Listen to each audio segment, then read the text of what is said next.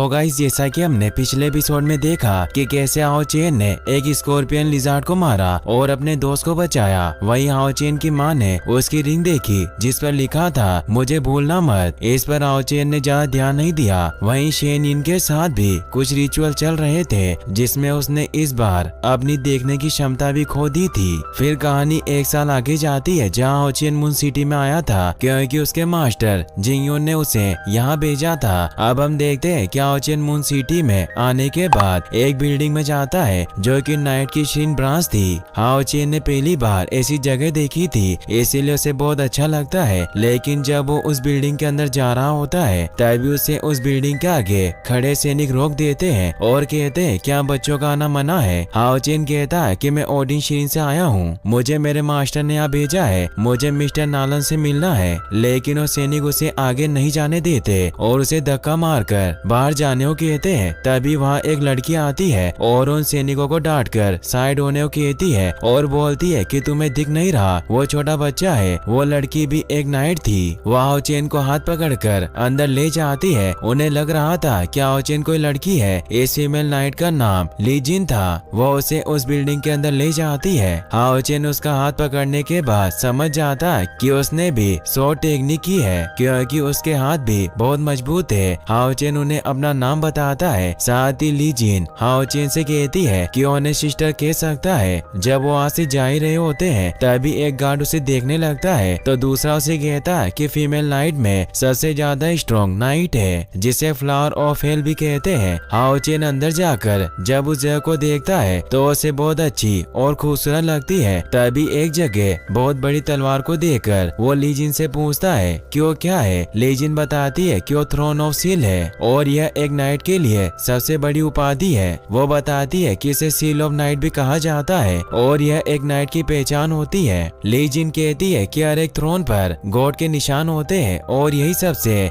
Strongest weapon है night का। आगे ली जिन बताती है कि ये सिर्फ 9वें लेवल नाइट के पास सील नाइट होती है। हाओ चेन कहता है सील नाइट तो बहुत स्ट्रॉन्ग होंगे। ली जिन कहती है कि हाँ वो बहुत ताकतवर होते हैं। ली जिन बताती है कि एक सील नाइट ने बहुत सारे डीमंस को भी मारा है। हाओ चेन ली जिन से पूछता है कि यह सिर्फ 6 थ्रोन क्यों है, अगर ये काफी ना हुए तो।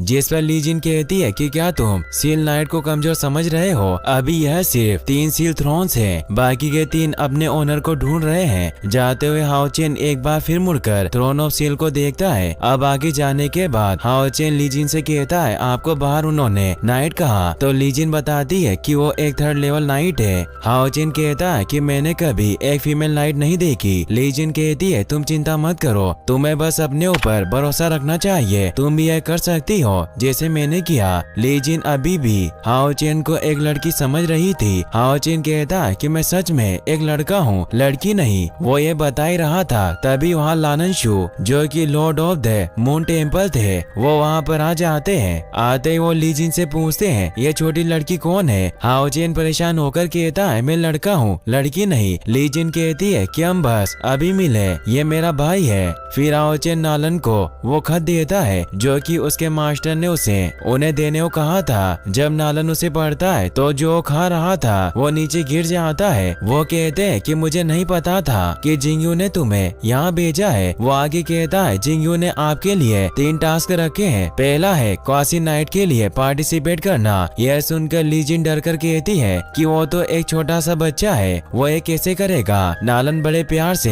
हाओ चेन को अंदर लाता है जहाँ एक स्पिरिचुअल पिलर था। नालन हाओ चेन से कहता है कि क्वासी नाइट की परीक्षा में कुछ भी हो सकता है। वहीं हम एक बहुत बड़े आदमी को उसके बड़े से वेपन के साथ देखते हैं जो दिखने में बहुत बलशाली और ताकतवर लग रहा था। जब वो उस स्पिरिचुअल पिलर पर अपना वेपन मारता है तो उसकी स्पिरिचुअल एनर्जी 87 आती है, यानी कि वो फेल हो चुका था। इसमें 100 से ऊपर स्पिरिचुअल एनर्जी की जरूरत थी, इसीलिए वो गुस्से में बार बार उस पर मारने लगता है। वहाँ का एक सैनिक अपनी तलवार से उसे रोकता है और कहता है कि अगले महीने फिर कोशिश कर लेना। अब वो आदमी वहाँ से जाने लगता है और जाते हुए वो हाओ चेन को धक्का भी दे देता है और उसका मजाक भी उड़ाता है कि वो बच्चा है। ली जिन नालन से कह रही थी कि वो तो अभी एक बच्चा है, फिर वो ये क्यों कर रहा है। नालन उसे बताता है कि उसे जिंगयू ने भेजा है, जरूर कुछ बात होगी। वही अब हाओ चेन ने अपनी तलवार निकाल ली थी और तेजी से वो उस पिलर पर मार देता है और सभी बहुत हैरान होते हैं क्योंकि एक छोटे से बच्चे ने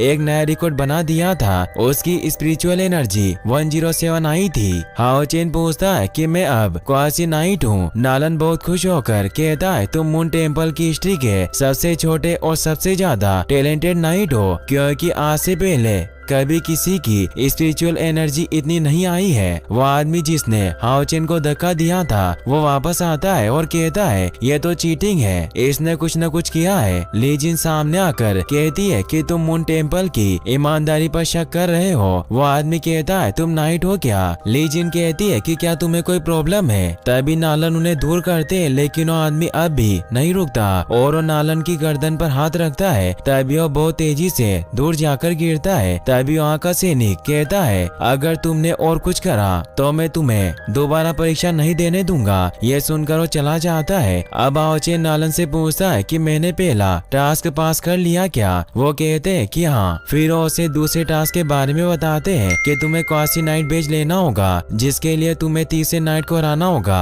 15 मिनट के अंदर। और तीसरी नाइट खुद लिंजी थी। इसके बाद उन दोनों के बीच में लड़ाई शुरू होती है। लीजिन कहती है मुझसे जीतना आसान नहीं होगा और फिर वो मैजिक से अपनी तलवार ले आती है। साथ ही हाओ चेन भी अपनी दोनों तलवार निकाल लेता है और ली जिन की तरफ बढ़ता है। तभी वो अटैक कर देती है जिससे हाओ चेन बच जाता है। फिर वो भी अटैक करता है पर वो ज्यादा खतरनाक नहीं था। लेकिन कुछ ही देर में दोनों के बीच बहुत खतरनाक लड़ाई शुरू हो जाती है और हाओ चेन ली जिन के ऊपर भारी पड़ता है। ली जिन कहती है मुझे फॉर्मेशन बनाने पर मजबूर मत करो। उसके यह कहते ही वो फॉर्मेशन बना लेती है जिससे हाओ चेन दूर जाकर गिरता है। हाओ चेन यहाँ व्हाइट स्वॉर्ड का भी इस्तेमाल करता है जिसे देखकर नालन भी बहुत ज्यादा हैरान होता है क्योंकि एक सीक्रेट स्किल थी। अंत में जब ली जिन हाओ चेन को मारने वाली थी तभी वो डिवाइन डिफेंस का इस्तेमाल करता है जिससे सभी शॉक्ड रह जाते हैं क्योंकि इसका इस्तेमाल सिर्फ जिंगयू ही करते थे। यह एक 6th लेवल नाइट स्किल थी और एक छोटा बच्चा तो इसे कभी नहीं कर सकता था, लेकिन हाओ चेन ने उसे बड़ी आसानी से कर लिया था। ली जिन कहती है हाओ चेन ने कैसे सीखी? नालन कहता है जिंगयू के पास यह सिखाने का अधिकार है। ली जिन पूछती है ये जिंगयू कौन है? जब नालन हाओ चेन की तरफ देखते हैं तो हंसते हुए ली जिन की बात टाल देते हैं और बाद में बताने को कहते हैं और फिर हाओ चेन को